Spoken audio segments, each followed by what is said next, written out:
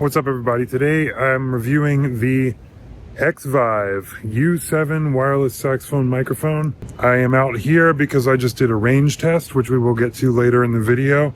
I wanted to see if this thing actually gets the advertised 90 feet of range, and stay tuned for the results.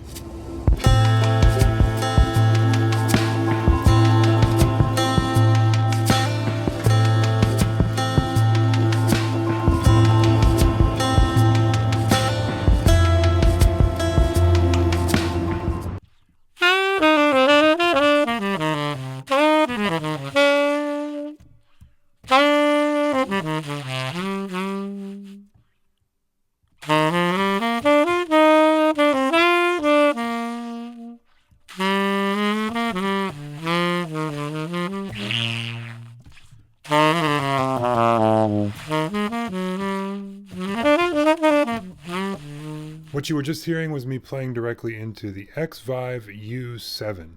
At the time of recording, this mic is available for $219.99, which is $120 more than the price of Old Faithful, not wireless SM58, SM57 microphones that you often see for horns in a live sound situation. We're going to take a look at the sound quality, the wireless performance, and the build quality. We'll see how much key noise we get when it's directly clamped to the bell, and we'll also do a comparison with my SM58 and Sennheiser MD421. If you're someone who performs regularly, records at home, or uses effects pedals, having a bell-mounted wireless microphone is very convenient for getting a relatively stable audio level into the audio interface or the mixer, while also allowing for more natural movement. In comparison to the Nux B6, which I recently reviewed, the Nux has a charging case where you actually charge the case and then the microphone and the receiver actually charge automatically while they're in the case.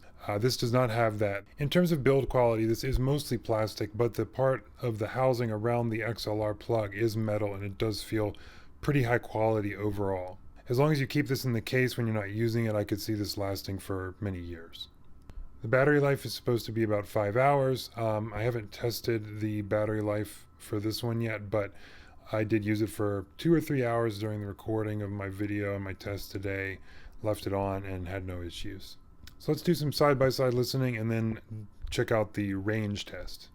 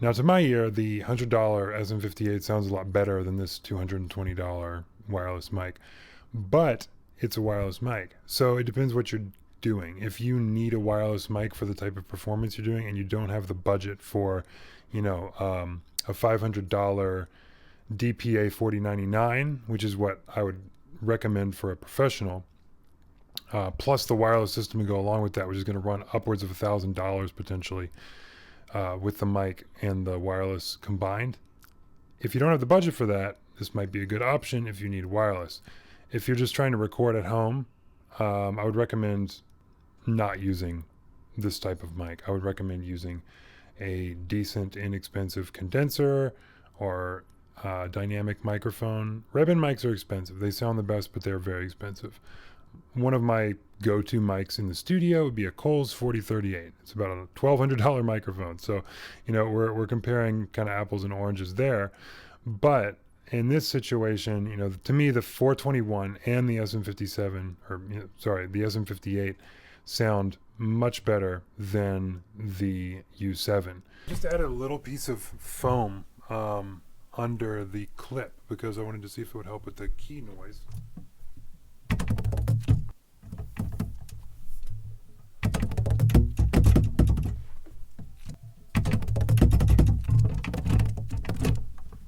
Not really. If the position makes a difference. I'm trying a different mic position.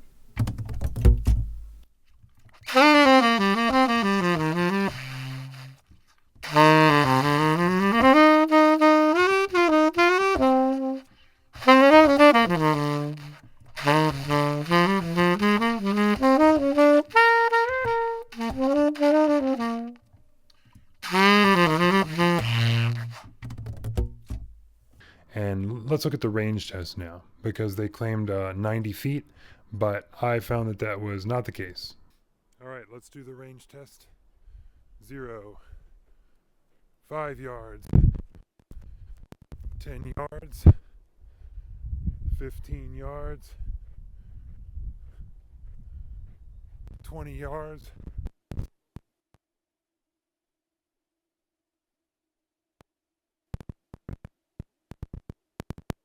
5. Now that's 90 feet. 20 yards, 15, 10 yards, 5 yards, and here we are. So we'll see, we'll check that in post, and hopefully it made it to the advertised 90 feet. Now, if we don't get 90 feet out here where there's no wireless interference at all, then chances are you're not going to get 90 feet in a music venue, in a place where there's Wi-Fi routers. You know, this uses the same frequency spectrum as as Wi-Fi, not like a radio. So what you can do if you are far away from the mixer board is run a cable, like let's say halfway to stage, so that it's only 20-30 feet away, and plug the wireless receiver in there. So then you're still semi-wireless. You just have a way to get the receiver a little closer to the saxophone. So all in all, after spending a little bit of time with the Nux B6 and the Xvive U7, they're in the same price range. I would probably personally go for the Nux. I don't think either of these mics sounds outstanding, but for live performance purposes where the sound is going to go into some reverb, EQ, compression, and out of a speaker, and where there's other instruments happening, I think they'll both do the trick. I would go for the Nux simply because it's got the charging case, it's slightly cheaper, it's more convenient to use because of that charging feature, and I don't think the Xvive has anything to put it over the edge. They sound pretty similar. There's some circuitry in there to change the sound, and I think that the Xvive sounds a little bit tinnier than the Nux. But either way, for $200, you're getting a very functional wireless microphone. And if you're not trying to spend a ton of money, then this will do the trick. Anyway, that's it for now. If you'd like to support me and my channel, you can listen to my music on Bandcamp.